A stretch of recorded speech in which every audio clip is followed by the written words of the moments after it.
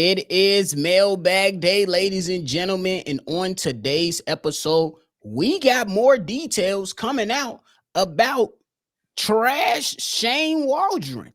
Some things that you might want to hear. Oh my goodness. And then Ashton Genty speaking on possibly joining the Chicago Bears. And y'all know we got the mailbag lined up for y'all. But before we jump into it, y'all already know. You gotta hear the music first. You are now tuned in to Chicago Bears Central, your number one place for all Chicago Bears news and content.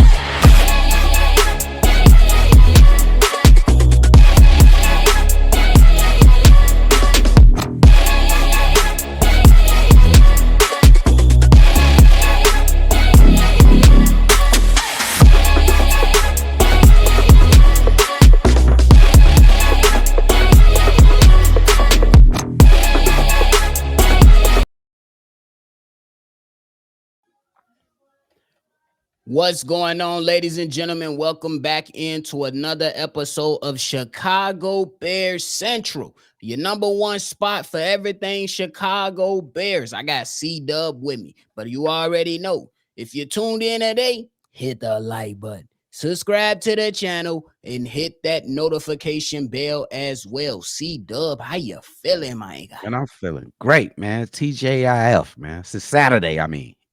I'm tweaking. Go ahead. Hey, it don't even matter. We getting this thing rolling the right way for sure. But hey, let's get into it. C-Dub, new details came out about how bad Shane Waldron was. For those that didn't remember, when the Bears was getting their teeth kicked in, Caleb Williams was ticked off on the bench. Shane Waldron thought it was funny to crack a joke. Shane Waldron thought it was funny to put Doug Kramer in at fullback. Shane Waldron thought it was funny to not utilize Roschon Johnson well enough. Shane Waldron thought that it was funny to just limit DJ Moore to screens. Shane Waldron is now being reported that the man didn't really spend a lot of time with Caleb Williams. This message is coming from Taylor Dahl from the Second City Gridiron. He's the host of the Making Monsters podcast, where he reported before Waldron was fired, Caleb Williams had to seek outside resources to review film because Shane Waldron was not doing it. Williams went as far as creating his own film study room to make up for the lack of coaching. My goodness. C-Dub, how you feeling about those statements right there? I mean, Shane Waldron was already cooked. I mean, if you worse than Lukey Dookie, you cook and sauteed and flamed and barbecued. But to add that extra barbecue sauce, sweet baby Rays, you didn't even go to the film room with your franchise quarterback. That's an awful thing. That's not professional. That's very amateur, because I thought that that was a regular thing that you probably scheduled every day, that you off during the week. Like, let's go in here and look at tape. Me and my quarterback, the offensive coordinator and the quarterback. Am I wrong? I don't think I'm wrong. What was Shane's logic in that? Don't you want to correct your wrongs and see what you're doing right to accentuate that? I think that's football coaching 101. Man, I'm glad he gone. And you know who gets another stump down getaway? Matt Eberflus. Did you know this? Did you know they wasn't studying film? And how good is Caleb if he not getting the support that he's supposed, that every other quarterback in the NFL is getting? How good is this kid? And I'm talking positively. He had a decent year without the full support of his coaches, at least until Thomas Brown came. This is ridiculous. I'm glad we done with that. Worse than Lukey Dookie. That's crazy. And when you look at those games to where the Chicago Bears couldn't score in the first half, now we kind of know why. Because you wasn't doing your due diligence. And I'm you went ahead and grilled him, and I think that's good. I look at guys like a Ben Johnson in his press conference. He said, "My coaches get ready to spend a lot of time, a lot of hours after practice, a lot of hours after hours. You're gonna be busy. You're gonna have to put in the work if you're on my coaching staff. That's why I like where we're at with Ben Johnson. Obviously, it has to come, you know what I'm saying, and show itself on the field. But if you want to change the culture, it begins at the top. Kevin Warren, Ryan Poles got to be on their P's and Q's doing their due diligence all year long. Maybe you get to chill after the draft a little bit, maybe after the season a little bit. But when it's in season time to go, it's time to work. Yeah. Then when you drop down to the coach, you got to put that time in. You got to be able to go out there and convey the message that is going to get the guys to be like, okay, cool, we can win this week with that game plan. And you can tell that a lot of people wasn't really rocking with the game plan. Now we want to see the players go ahead and execute. Who's going to put in that work? I remember Jalen Johnson doing an interview with Richard Sherman, and he spoke, hey, what we got to do? You got to get guys to spend extra time. If it's some extra time that you can spend working on drills, working on plays so you can understand a little better, you got to spend it. Jalen Johnson looked like he was ready to spend a little bit more time. Caleb Williams obviously was spending a little bit more time, but no way in hell should a coach be sitting on their backside in the turmoil of losing and thinking that everything is okay. Those 6 games, 4-2, kudos. After that, dud. And that was kind of like evident, especially because we had those players come out and say, man, in minicamp, it was kind of trash. In training camp, it was kind of trash. So you got to be better, bro. For him to do that, good luck, Jacksonville. Good luck, Jacksonville. You better be happy he's not the OC. He's the passing game coordinator. Congratulations. And this is not just for football coaches. I think we can use this in every theater of work. For sure. If you come to your job and be lazy, because that's what I'm account this to, being lazy, you're gonna lose your job. Thinking you can cut corners and do it this way, but we don't have to, you can't cut corners. You're going to lose your job. Look at Shane Waldron. He was lazy. He didn't do the most basic thing. I think this is basic, that you got to see your quarterback and go through the last game that you played or go through the practices that you played and see how you can get better. See how you can multiply the effect that is working for you. But this guy's lazy, so he got his lazy ass fired. Bye, lazy Shane. For real. Couldn't even score in the first quarter. See, Doug, what's crazy is that I listened to Tom Brady a couple days ago. I don't know if it was a fresh episode of The Herd or a rerun or whatever it was, but Tom Brady, how great he is. This man said, I had to focus mentally on the game. So whatever the defense was throwing at me, even if they threw a disguise in there, once the play was started, I had to understand what was going to happen so I could win. Your quarterback was doing that, Chicago, but your coach wasn't sitting there with him, helping him, using his expertise to make this young rookie better. How the hell does a rookie quarterback come in and have more film study than a coach? That's so fucking shit. You supposed to be teaching him this type of effort, teaching him this is how you carry yourself as the leader of the team, an NFL quarterback, and somebody that wants to be great. That's what you're supposed to say. That's what you're supposed to do. Not sit there and just let it linger and not do your damn job. Think that it's time to crack jokes in bad moments. No. And I'm 100% with you. He's worse than Lukey Dookie. Worse, bro. I don't know what to say about this For guy. sure. I'm glad he gone.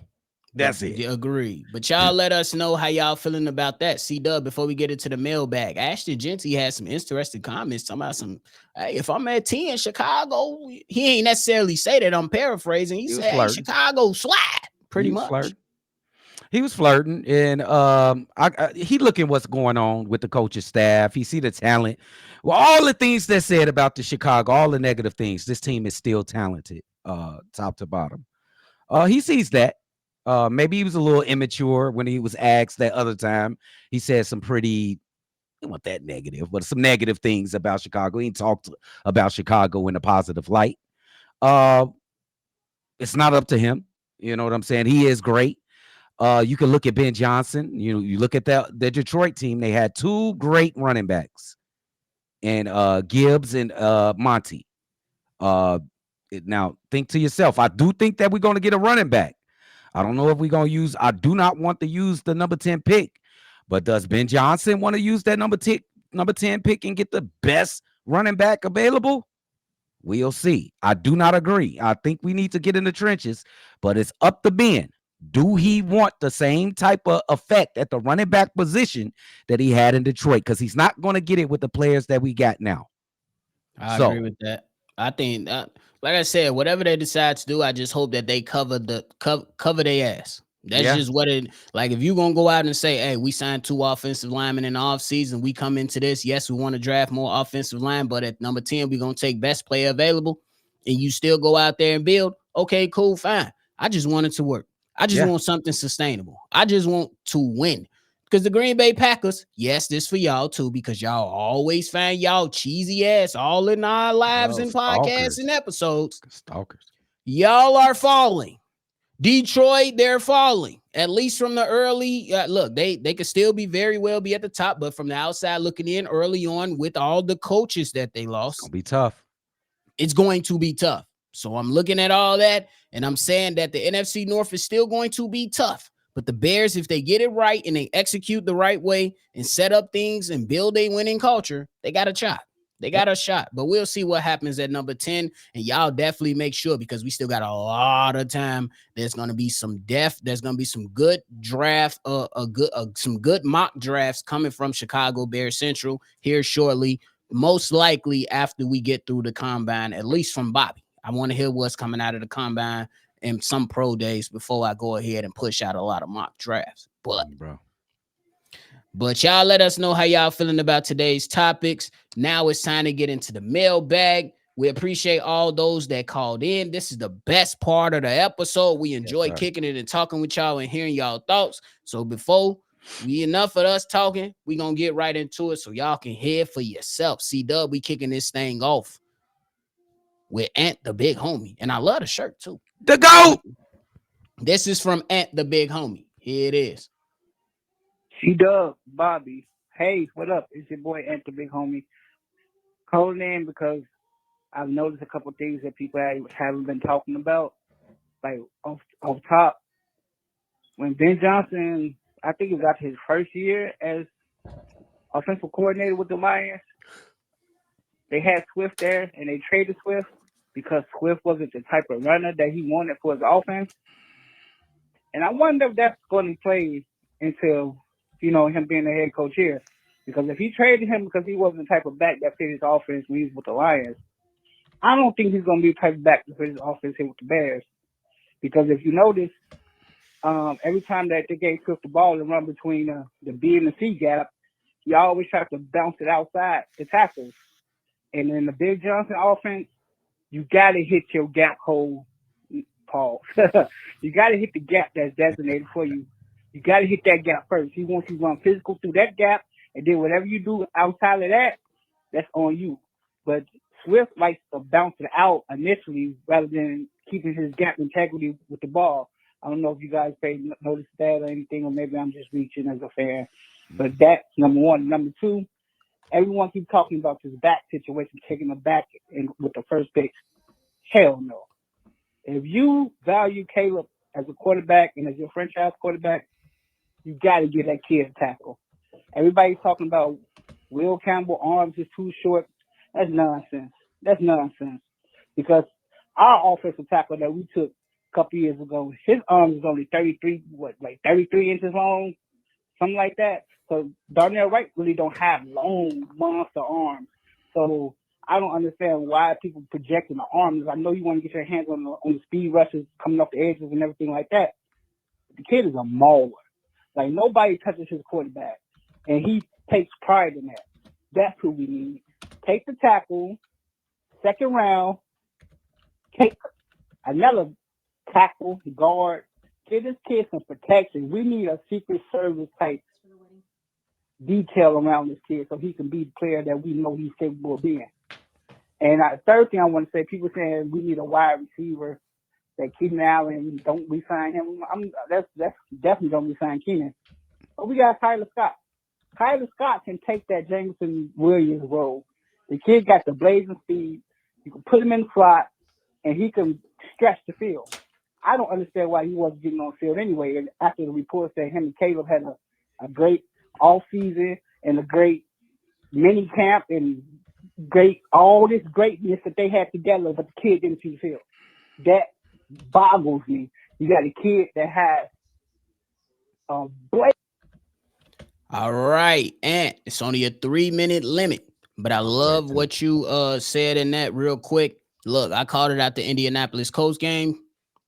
Swift, he's very, very talented, but you're gonna need reinforcements when it comes to the running back room because of what you laid out with hitting the hole the proper way. I still believe that DeAndre Swift could be a dynamic playmaker for the Chicago Bears in the run game and the pass game.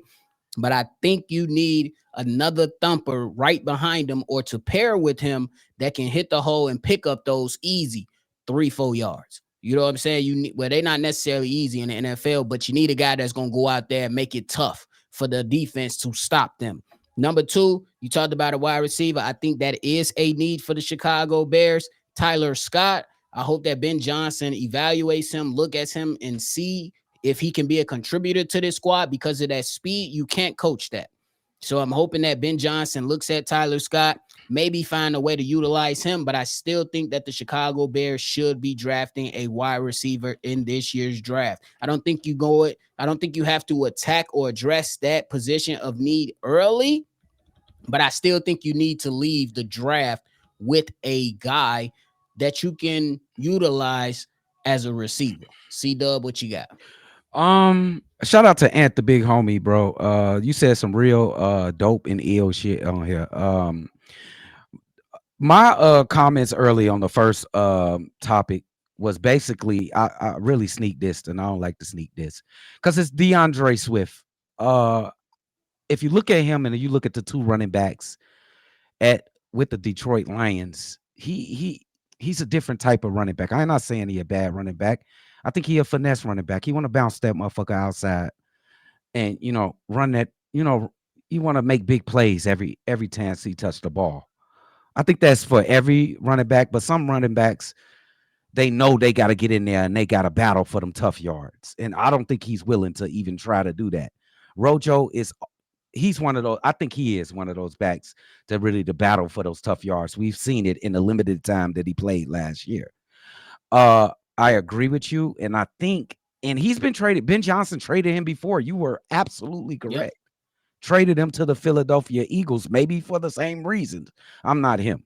Now, when it comes to Ben Johnson, I understand that everybody think the trenches, and I'm with y'all. I'm on that same boat. But Ben, he deserves to do it his way. And he deserves the opportunity to do it his way. So I think that he coming from a winning system, something we have not seen since 18. I think we should allow him to do so. We can have what we want. We can judge every pick as they come through. But I think he deserves and earned that opportunity to do it his way. I agree with that. I don't necessarily think it's one way the plan can work. I think it's multiple ways that you can address that, and we'll see what happens. We still got ways to go before we see the Bears play on the field again. It's only February, dog. My goodness. We love football. How I'm going to go this long without football, bro? We got the Bulls. I'm talking about football, bro. I love football too. I like the Bulls too. Watch but the USFL. Watch the Rock. I will this spring.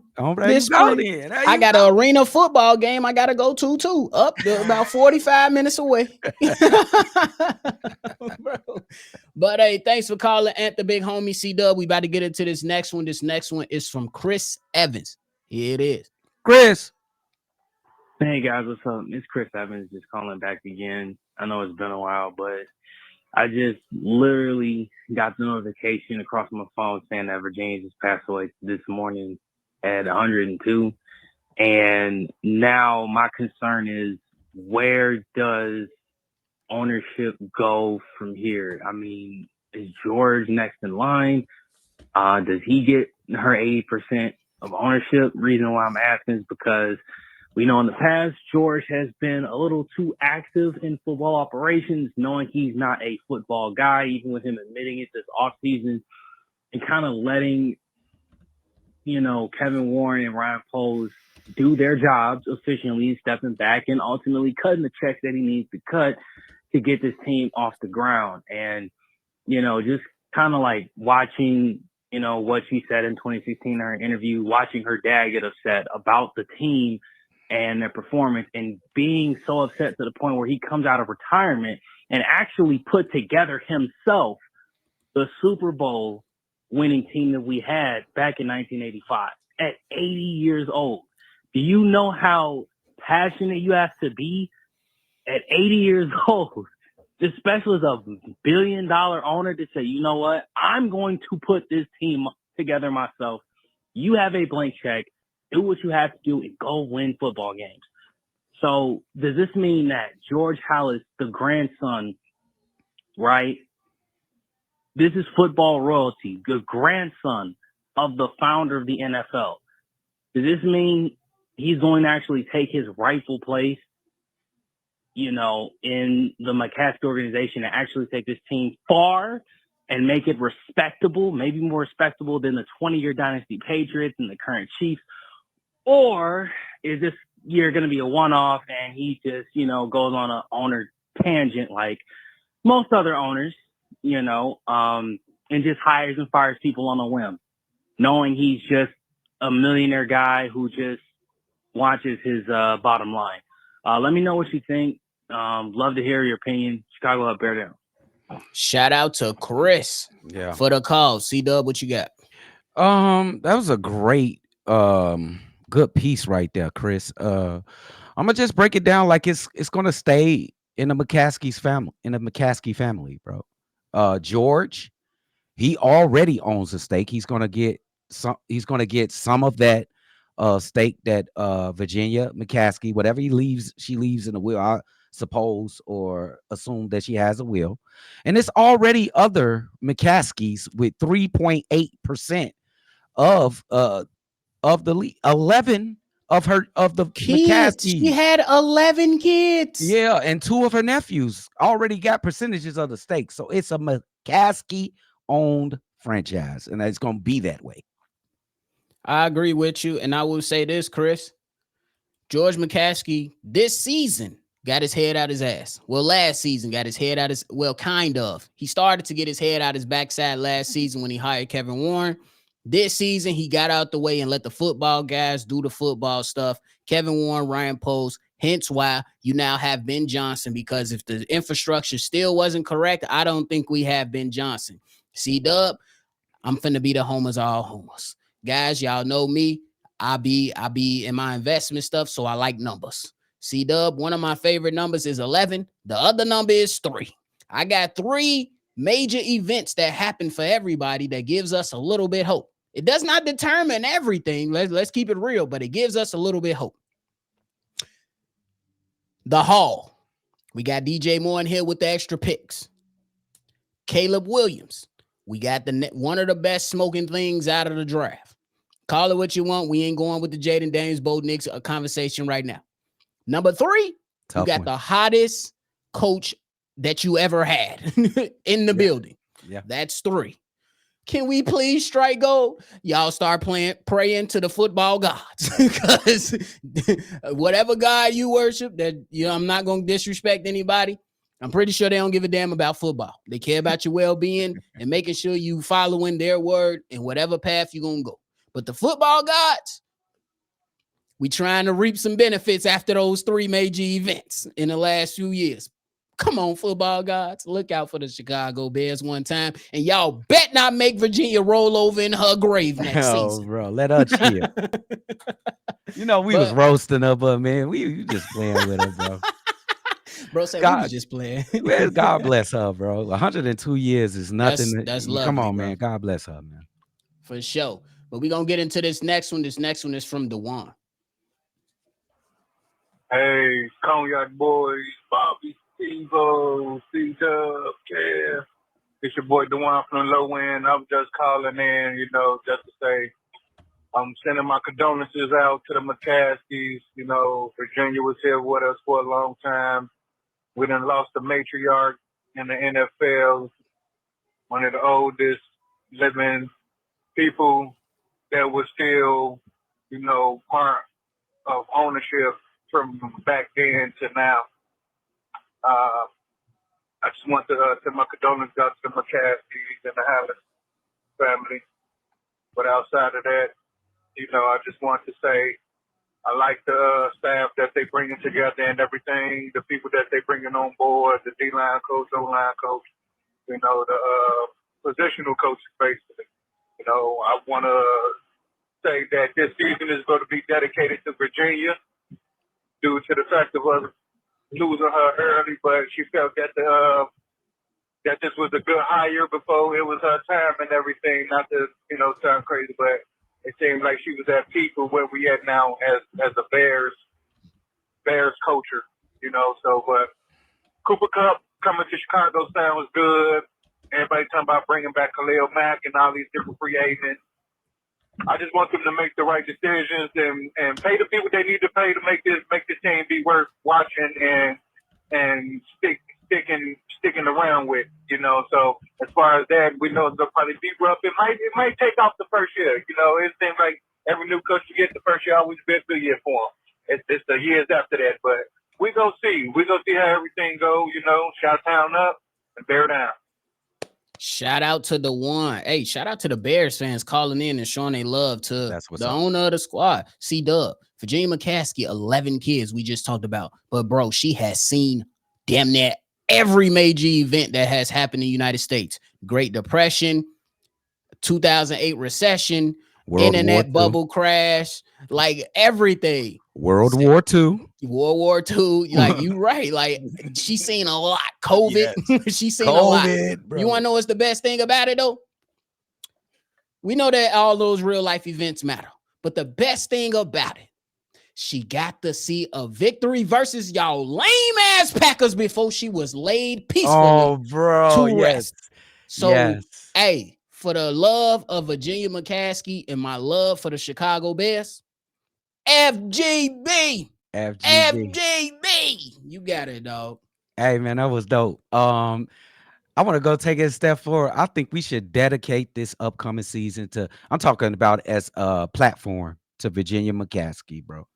Because I think she's going to be looking down on us and giving us an extra little boost.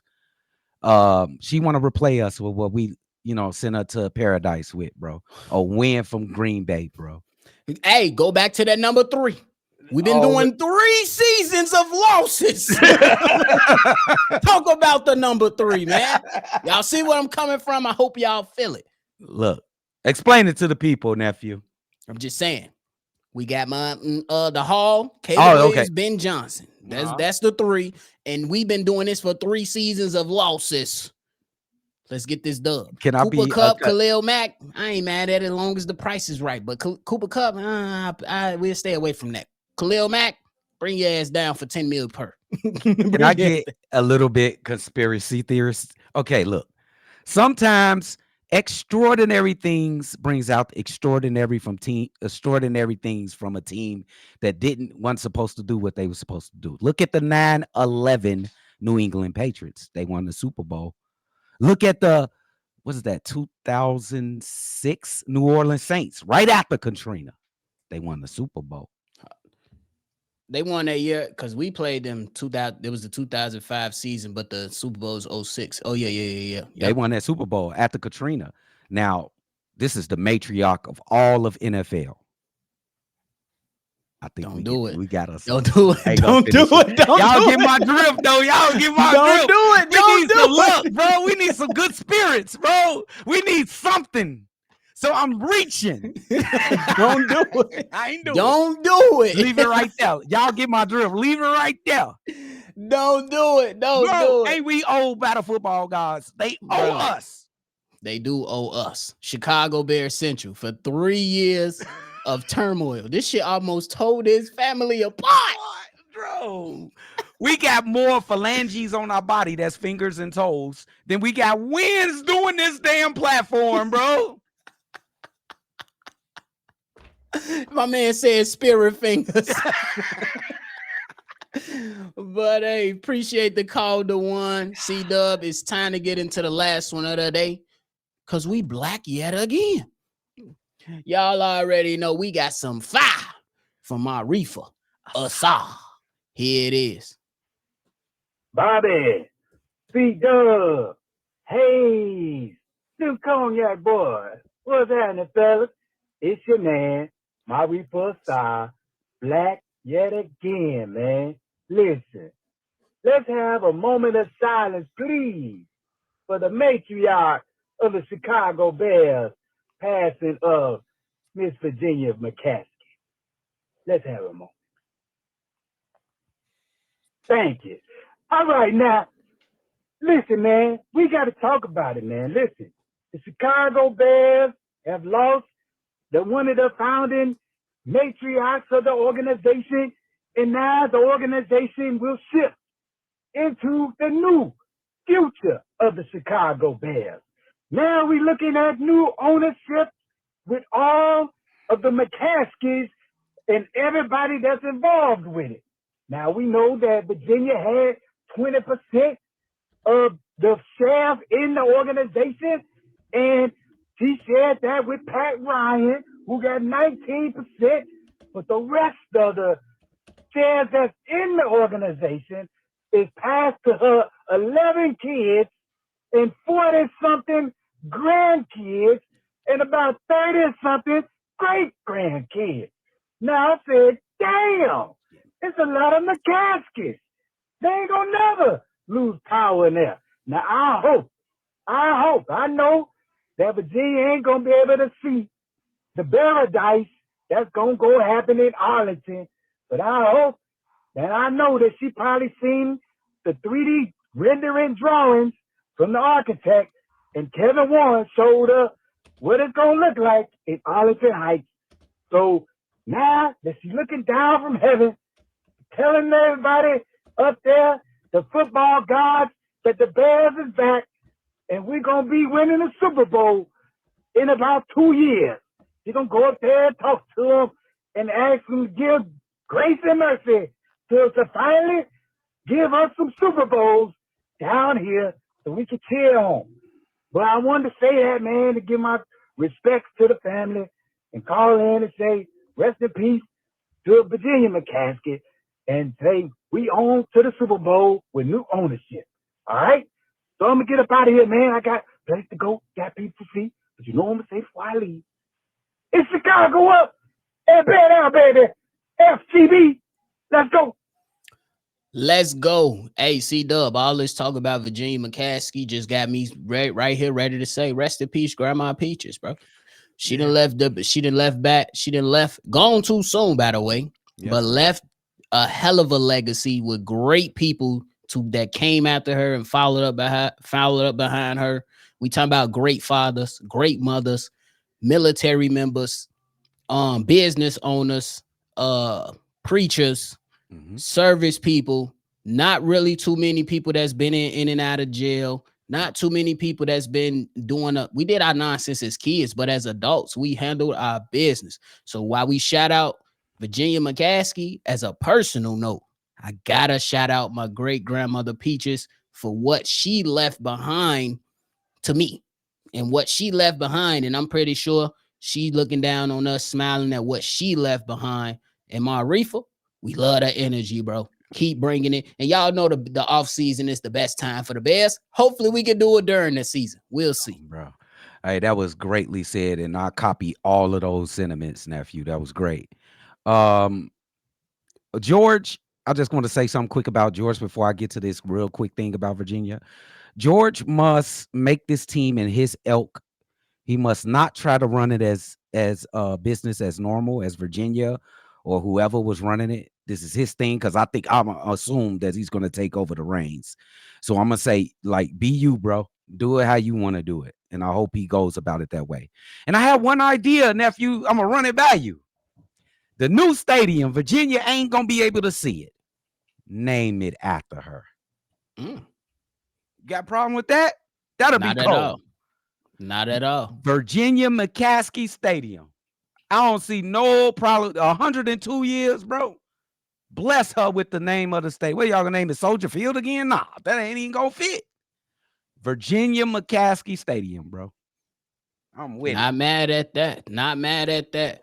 But y'all, that is it from us today. It's been a great episode. So before y'all get ready and punch out of there, make sure you hit the like button and subscribe to the channel. We want to thank all the people that called in today.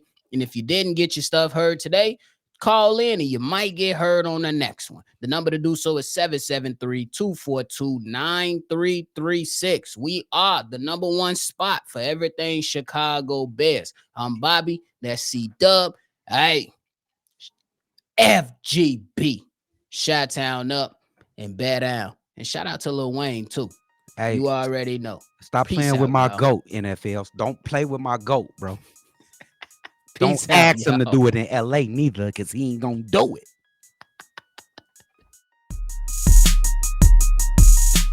This has been a presentation of the Break Media.